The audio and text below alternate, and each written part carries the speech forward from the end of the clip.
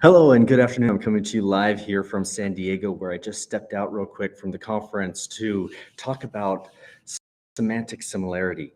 And this is a super hot topic and very important and relevant for any of you like me who are niche site owners or who are looking to really outrank the competition, including those peers, other niche sites like yourself, and some of the larger competition. So I've got some exciting announcements to share with you, including a new free tool that you can use today, right away, with your registration, as well as just more information about how to get started, how to use this, and why it matters. So without further ado, let's dive right into it and really take a look at this. So I'm going to go ahead and share my screen, starting with this quick presentation where let's hop into slideshow mode. So the thing that we want to cover here is semantic similarity, measuring topical authority for niche sites, why it matters and how it works. The important thing to remember is that when it comes to search and indexing, there's two different models for how documents are parsed and the content within them organized and cataloged so that you can then retrieve that information. One model is lexical and the other is semantic. So let's talk about the different contrast and what each of them mean. From a lexical perspective, we're literally taking the documents and we're representing them and indexing them, storing them based on the actual words that they contain, what's written and said on the document. Different ways to kind of expand that. You can drop the endings and, obviously dropping stop words and fillers. But the whole point is that really the documents are represented based on what words are used in that document. If you contrast that with semantic, really what we're doing is we're extracting the meaning and the topics and the entities, really things that aren't exactly said but are implied, kind of reading between the lines. There's a lot more modeling that goes on from a semantical approach. So there's different ways to analyze and do that. Ultimately, we still have to represent the data in numerical format. So both of them use a form of vectors, but in lexical, you can kind of imagine it like an array of words, or where each slot in the array represents if that word is in the document true or false. So it's kind of like a binary vector. And these vectors can get extremely long. If you have a data set with 100,000 or 1,000,000 words, you could potentially have one vector that has is a 1 by 10,000, one of those vectors for each one of your documents. Whereas in the semantic space, you can still represent them using vectors, but the difference is these numerical representations are in an n-dimensional space that abstract and more than anything represent the topics and in that feature space. So without getting too more technical, when it comes to lexical, you can use set theory, and there's methods like IDF and kind of expansions off of that in order to look at the frequency of the words compared to the frequency within the document or the corpus. But when it comes to semantic, we're using linear algebra and distances. The fastest and most efficient really is cosine similarity. So in summary, when we're using lexical, we don't really have any contextual understanding. With semantic, we're able to extract things like entities, we can look at intent, and we can look at the relationship within those entities inside the document. So that's really the power and the difference between those. So what does that mean for us as niche site owners, right? How does this become practical? Well, now I can take a bunch of URLs, and for each URL, for example, represented here in this diagram, each dot represents one URL, and we can take that in this feature space. And from an semantical perspective, we can compare how similar they are. And what I've done here is imagine you take these URLs. Well, we can kind of average together and we can come up with what's the average topic that we're talking about. So in this target, you can imagine that if they're near the center, the nucleus of this, then they're on topic. But as you move out radially, they're further and further away from the core topic to the point that some of these pages are completely off topic.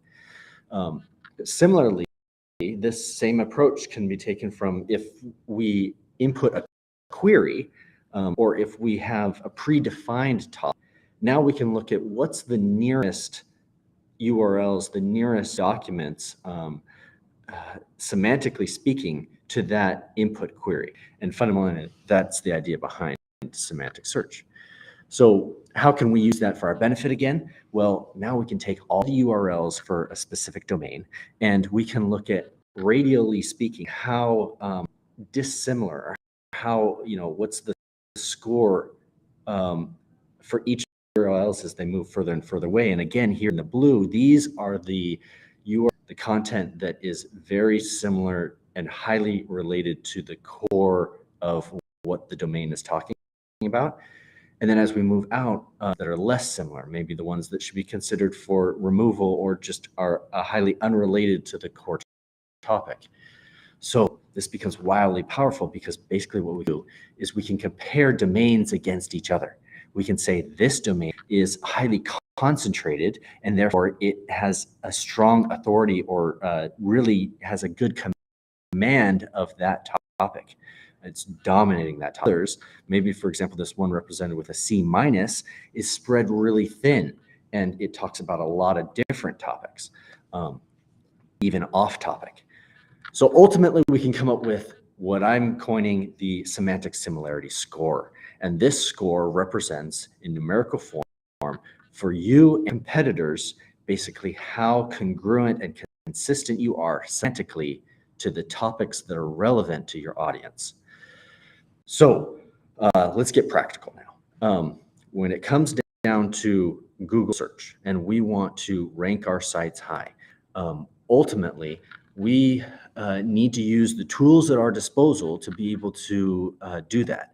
And so one of the things that I'm introducing today is a way to be able to basically look inside and see what Google sees, but do it in a way that is more semantically speaking and not as much, for example, link-based or some of our other approaches. So let me go ahead and share now this tool, which again, you'll have access to now by simply registering with the link below, and you can dive right in. The way that this works is basically for the last several months, I've collected several thousand, 100,000 domains, and I've summarized and cleaned that data so that ultimately this includes across 20 different content categories and more than 100 niches and topics. I did several thousand queries and came up with these domains and these URLs. And combined, they really embody and represent the power of semantic similarity. So here's how it works. All 20 of the content categories are listed here. And I'll show you how you're able to filter off of this. Similarly, you can see within those content categories some of the niches that I've exposed. And then even within that, you can go a layer deeper and look at some of the semantic topics that are popular within that niche. So let's just quickly look at the entire data set as a whole.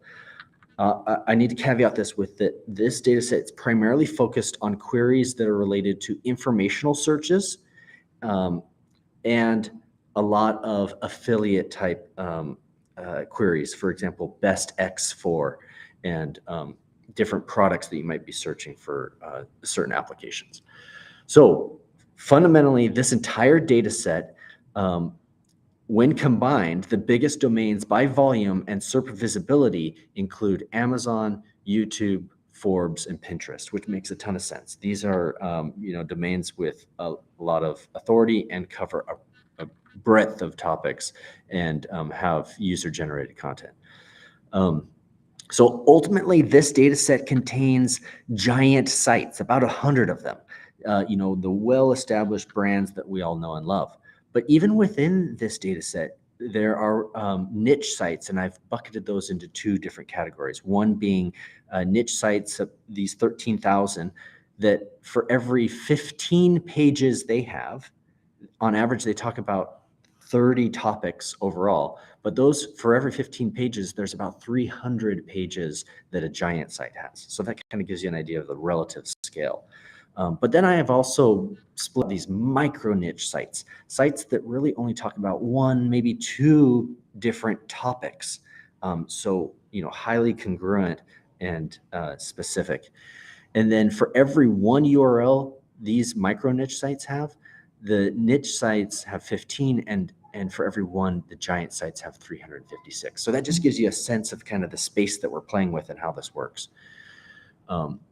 So like I said, now how does this become actionable? How do we actually, move our rankings and understand how we might better position ourselves by using topical authority, by using semantics and the words that we use and the choice of things that we talk about, the articles we write, and even some of our keyword research. How does this all get into practice? So let's go ahead and dive into a specific content category. For example, I want to show you travel. So if we drill into travel, and since I happen to be in sunny San Diego near the beach, let's look at beach travel. Within this particular niche, you can see that there's 11 different topics, and those topics are simply listed here if we wanted to dive in deeper. But from a largest domain perspective, you can see this immediately filtered, and it's now showing that the largest domains by volume include travel and leisure, trips to discover, US news, travel section, as well as vacation ideas and so forth. Again, the breakdown by size. So now let's talk about semantic similarity and where they kind of fall from a organic positioning. In this next section, you can see it's broken out on the x-axis by positions 1 and 2, 3 and 4, 5, 6, all the way through 19 and 20 on the second page. This organic rank position, you can also see, shows the relative volume of sites, including giant sites in orange, which represent almost 30% of positions 1 and 2, and niche sites representing the other 60%, with only a handful, less than 10%, being these micro niche sites. And if you look at the distribution, most of the micro niche sites kind of dominate page 2, as well as niche sites almost, average out.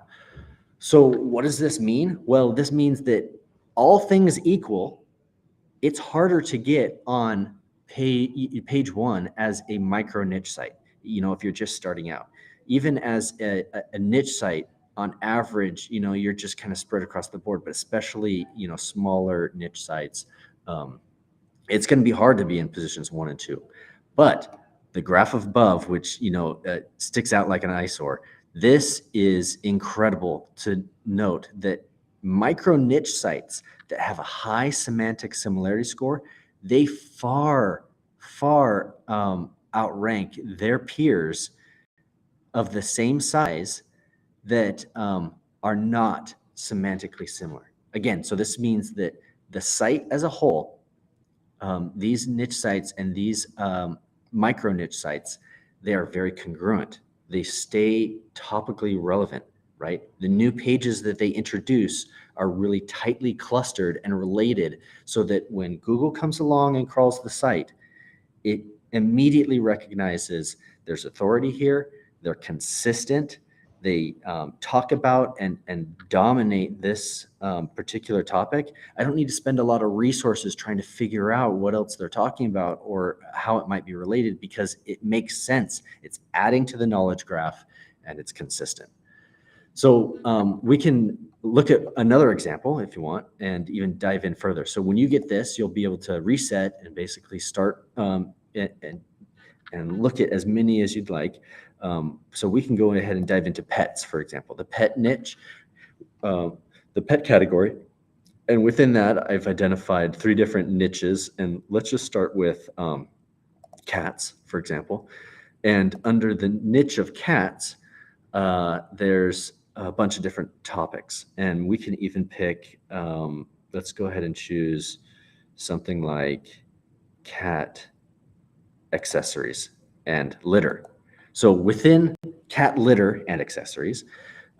This is a super focused topic.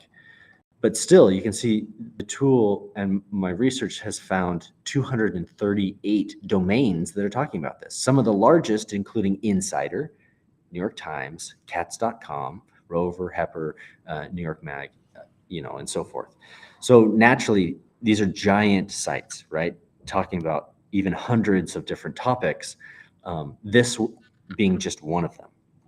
So what does this mean? Again, for niche site owners, if you want to start out as a small site, or even as a micro or as a niche site, if you want to be one of the ones in positions 1, 2, 3, 4, you need to make sure you have a super high semantic similarity score. That's how you're going to outrank your peers. And ultimately, that's how you're going to have a fighting chance even against the giant sites, because there's just only so much space for the micro and niche sites. So take this for what it's worth. I'm super excited to dive into it more. You can find me on Twitter. My handle is Alton_Lex. I'm also going to be on YouTube quite a bit more and on LinkedIn, answering questions and direct messaging me. Once you get this tool, I want you to also know that there's power in diving even deeper. So if you have questions as you're going through this and you're looking through some of the example queries, of course, hit me up. But you can also see not just some of the giant sites, but some of these best performing individual tiny niche sites. So the ones that are killing it, the ones that are doing great up here, I've basically summarized those and put their high scores by high score. So you can see Catville's, you can see Tough and Paw, Cats.com, of course, just knocking it out of the park. Excited Cats. All these represent some of the niche, some large and some smaller micro niche sites that are consistently talking about the things that really show that they have a command of this topic and a high similarity score. So I'm going to get back to the conference. But like I said, if you have any questions and you want to dive into this further, in fact, my team and myself, as of right now, we have limited capacity to open up for one, maybe two, right now, two more enterprise clients. If you want to work with us as a niche site owner and you want to see what your semantic similarity score looks like, then absolutely reach out to me now while we have capacity. Otherwise, I'm actively working on some SaaS tools that not only allow you to experiment and work with this data, but take it to the next level by applying and even getting recommendations of the things that you need to talk about and the changes you need to make to your website so that you can dominate and win. Thanks again for joining me, and I hope to see you on the next one. In the meantime, please like and follow, and I'll see you